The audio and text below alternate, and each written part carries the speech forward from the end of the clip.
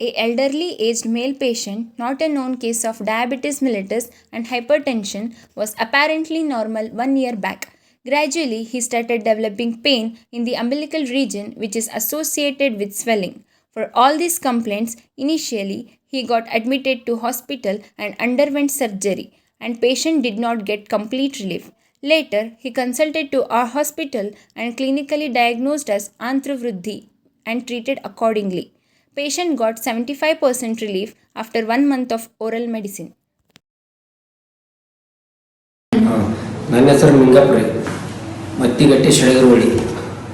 ನನಗೆ 2 ವರ್ಷದಿಂದ ಹೊಟ್ಟೆ ಒಳಗೆ ನೋವು ಬರೋದು, ಕ್ಯಾನಿಂಗ್ ಮಾಡಿಸ್ದೆ, ಆರಾಮಾಗಲಿಲ್ಲ. ಬೇರೆ ಕಡೆನೂ ತೋರಿಸ್ದೆ, ಆರಾಮಾಗಲಿಲ್ಲ.